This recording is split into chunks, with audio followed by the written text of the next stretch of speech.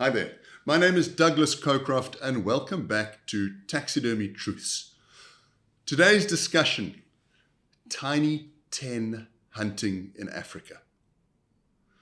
Before I start, and the relevance will be clear shortly, one of my fondest memories of my father is that he could collect the most random items. At one stage, I remember him collecting old-fashioned matchbox sleeves. He collected pens. He collected cricket balls from various cricket matches that he attended. So it brings me back to the nature of humans as a whole. We like to collect things, whether they have a sentimental value or an aesthetic value or a financial value. We all collect in one way or another. As hunters, hunting in itself has an element of collecting. We collect experiences, we collect memories, and we collect the specimens that we spend so much time and money invested in, and we collect them in the form of taxidermy. So sitting in your showroom or in a gallery, you look around and you see these wonderful collections of art, taxidermy art. Each one of them has a memory attached. The Tiny 10 is one of Africa's more popular collections of wildlife. They are spectacular. I've had the privilege of hunting a few, but certainly not all of them. And in the pursuit of seeing new areas, experiencing new environments, and learning about the incredible wildlife in Africa, in that pursuit of the Tiny 10, I'm exposed to such a wide variety of region that it's an incredible learning curve. Whether you're hunting a blue duiker in the coastal bushveld, which is thick bush, you literally sit in cut lines or on paths where these animals run on a regular basis, and you sit and wait. They come past in a flash, and your moment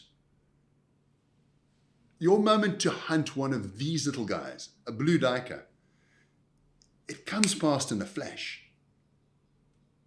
What about hunting red duiker? If you head up towards the east coast of Africa, Mozambique, east coast, Natal, South Africa, to hunt a red duiker in that more sparse vegetation, where you see them moving underneath the trees and amongst the leaves.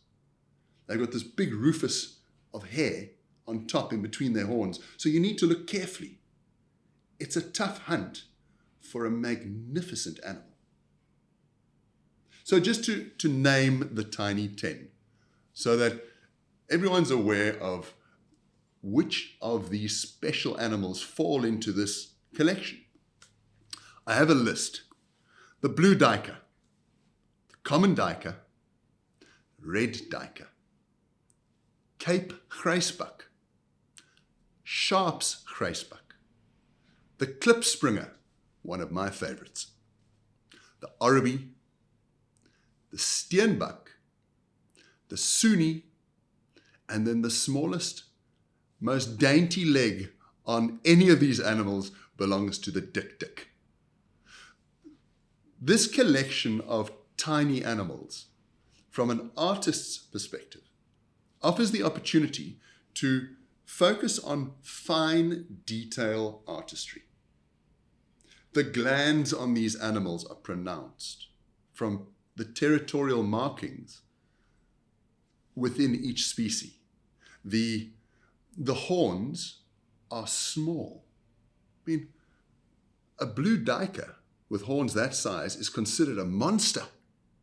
So truly, this collection of animals is about the hunting experience and less about what the tape measure provides.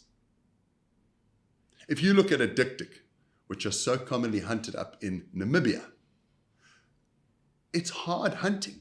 Your target is small. It moves quickly. They've got incredibly large eyes and they're very aware animals. So the minute you get close to them, in a flash, they're gone. You need to choose the right caliber to hunt these animals, because you can only imagine what a 7mm will do to the side of a steenbok. So the consideration to start your collection of the Tiny 10 needs to be thought through carefully. The opportunity to hunt them all in one hunt is highly unlikely. These are animals that you take time to hunt. It doesn't happen overnight. Now, Africa is one of the breadbaskets of wildlife globally. We have animals everywhere. It's such a privilege. But when you look at the Tiny 10, they're not easy. It's hard hunting. It's patient hunting. You have to be accurate because the target is small. You have to be alert because the target is quick. So hunting Tiny 10 is the experience of hunting a truly challenging species. So if you look at the phases that we've noticed in the taxidermy industry in South Africa, if you look at the phases of hunters, a first phase hunter will generally come in and shoot between 6 and 10 animals. And it will be a basic plains game bag. Maybe kudu, gemsbuck, warthog, impala, blesbuck, springbuck. A really great introduction to South African hunting. Second phase might include a nyala or a waterbuck. Perhaps second phase includes lechwe, some of the wildebeest species. Phase 3 is generally dominated by sable, buffalo, the bigger, more expensive, more challenging hunts.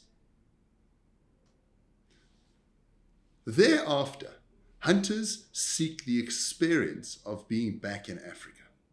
And the Tiny 10 offer the perfect reason to come back to a continent that is so rich in experiences and diversity.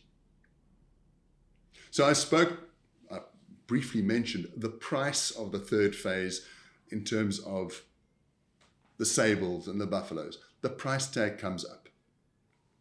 The price tag on Tiny 10 is high because these smaller species are not herd animals. They get managed based upon what a sustainable offtake is in that area. Blue duiker, for instance, you cannot just go out and shoot a blue duiker. They are heavily permitted, which ensures that the population is controlled and managed efficiently so that we can see the ongoing growth of that population in that area.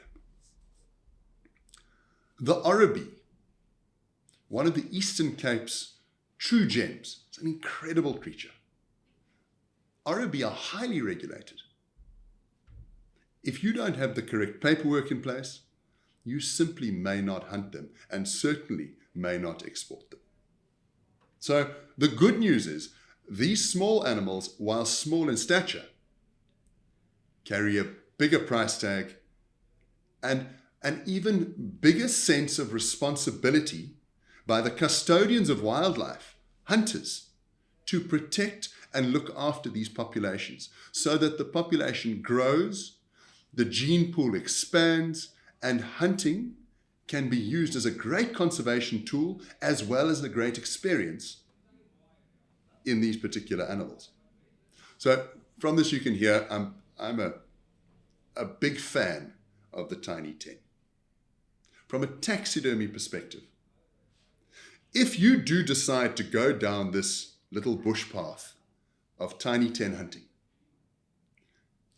plan all 10 in advance.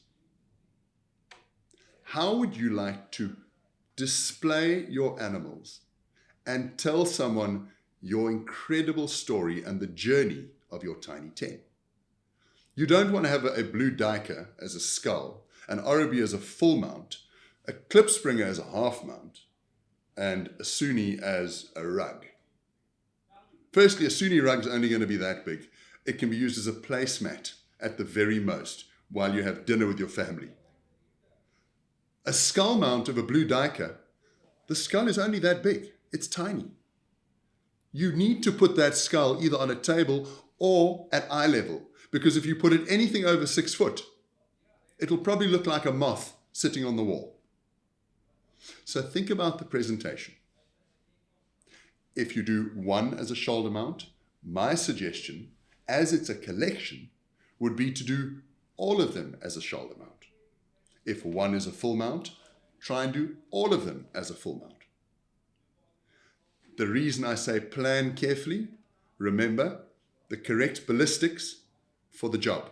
You don't want to tear up the skin, because then it might ruin your previous 5 or 6 tiny 10 that you've already hunted, and they are immaculately presented as full mounts, and suddenly you get to a dik-dik, wrong caliber, and you blow it to pieces. You can now not replace that skin because they're so hard to come by, and because they're so well regulated.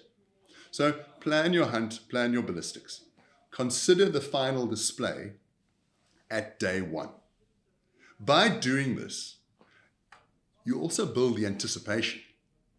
And whilst hunting a steenbuck, you're already starting to think, this is flatland hunting. And you look up in the distance and you see these big towering mountains and rocks. And you think to yourself, I need to climb those next, to even stand a slight chance of getting in close on a clip springer. Clip springer, one of my favorites. They stand on the tips of their hooves. They've got this beautiful coat of hollow fiber hair. They're just incredible creatures. The sound they make, the fact that they have survived in such harsh environments, for me, makes them a true champion of these small animals. But if you don't plan your hunt and make sure that you have the necessary skinning, salting, and preparation materials with you, if you shoot that animal high up in the mountains, you need to be prepared for the fact that that animal's immune system dies when you shoot it. And if you don't look after that skin, the hair is going to fall out. And as I said with the dik-dik, it's not easy to replace most of these tiny 10 skins. So planning not only goes as far as ballistics, planning goes as far as, what will I do when I get my animal? How will it be preserved between the moment of hunt and getting it to the taxidermist? Brine solutions are a good option. Rinsing the skin, removing excess bacteria. Icing an animal, so carrying one of these fantastic Yeti backpack ice coolers. I've got one, and they work incredibly well. A bag of ice in the bottom the night before you go and hunt. The next day, up into the mountain, when you do get your animal, fold it up inside the cool box, keep the temperature down, and get down to the skinning shed as soon as you can. Planning, planning, planning.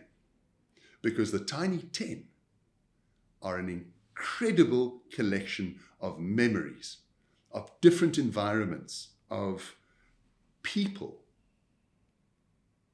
Because it's not all one area, you'll meet people from different regions. Their approaches to hunting might be different. The way they track these animals, the way they set up to hunt them. Each one of them offers a unique experience that is very much unlike any of the other plains game and larger animals that you would hunt in Africa. So from one collector to another, let's collect memories. Let's collect experiences. Taxidermy is the perfect prop to an incredible story. Let's collect these stories. Put them on the wall, appreciate them, and add value to these small stature but very important little animals. Thanks for watching, and good luck on your journey to Tiny 10.